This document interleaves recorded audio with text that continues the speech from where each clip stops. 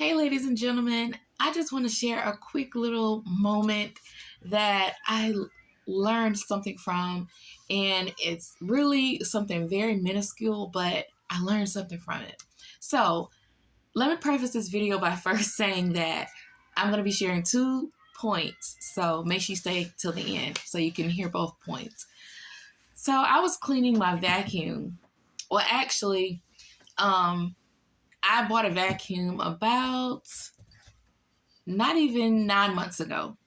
I don't exactly remember when, but it hasn't been a year and it's been a little over 6 months. So we're going to say 9 months. So I just bought a new vacuum. I can't even remember how much we spent. It wasn't cheap, but it wasn't like the most expensive, but it definitely wasn't cheap. So mind you, this has been probably like the fourth vacuum we bought since we've been married.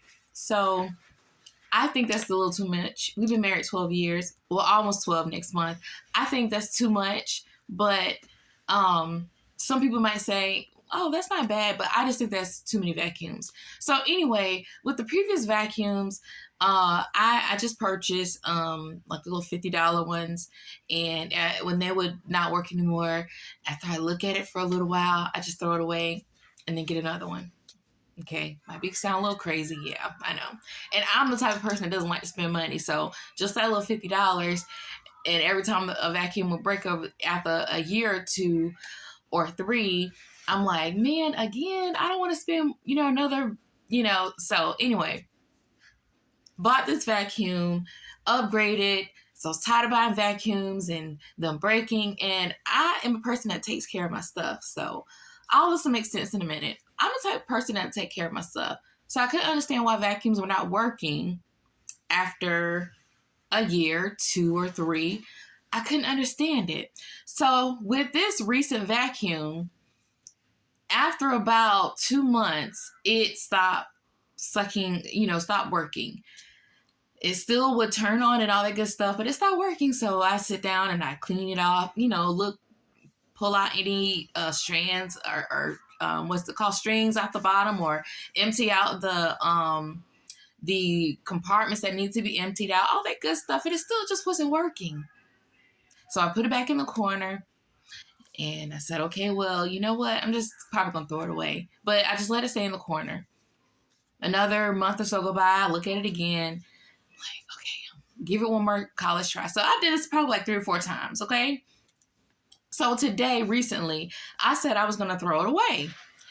I decided to get my little power tool and sit down, and I said, I don't care how long it takes. I'm going to fix this vacuum. I'm going to see if it's really, really broken, like take it completely apart and see if it needs to be just see what's going on before I just make the executive decision to throw it away. So, you guys, I sat down with my power tool, the little, y'all know what I'm talking about, the little drill thing. Vroom, vroom. I love that thing. Makes you feel like you can do anything. But anyway, I took a couple pieces apart. I think I only had to take 3 screws out before I saw what the problem was. Y'all, I was so happy because at that moment I realized I didn't have to buy another vacuum. So that means I didn't have to spend any more money. Yay for that. And I realized something just that quick. So the intel that I gained from just fixing my vacuum, sitting down, giving it a little TLC, cleaning it out, repairing it, is this. How many times have we thrown a person away because we thought that all hope was gone and all we needed to do is sit down and maybe have a powwow or conversation, or find out maybe they're going through something themselves, maybe they're clogged in their mind or spirit or whatever. How many times have we thrown friendships away, or family or church members away because they may have been acting a little differently with you? How many times? I'm guilty of that myself. So I'm talking about myself, okay? How many times have we done that? And I realized, okay, you know what? I can take fixing that vacuum, and I can apply it to my everyday life. And y'all, it's something as so simple as fixing a vacuum made me realize sometimes we got to stop and give something a little TLC. I was running it, and I love to vacuum every day, every other day. Whenever I see a little speck, I'm going to pick it up, whatever. Just running it, just running it, just running it. Taking care of it, but just running it. But sometimes you got to stop and sometimes things get weary. I can't talk because I'm so excited. But sometimes we got to stop and we got to mend friendships and that could be any type of relationships, whether it's with family, friends, anyone. But the flip side, I'm going to give you the flip side to that.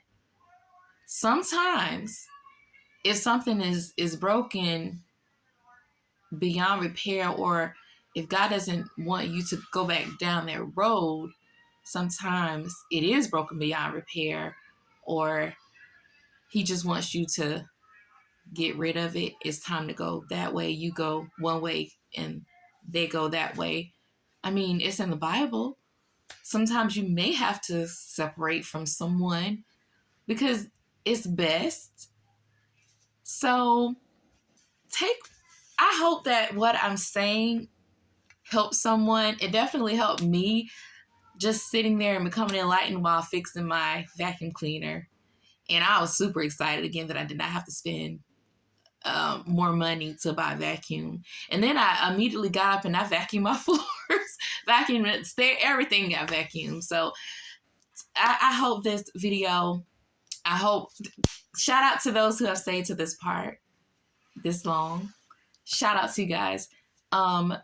Let's see if, instead of judging and seeing and just automatically assuming because something is or someone is not acting the same or acting right, before we now listen, maybe put something on that as well.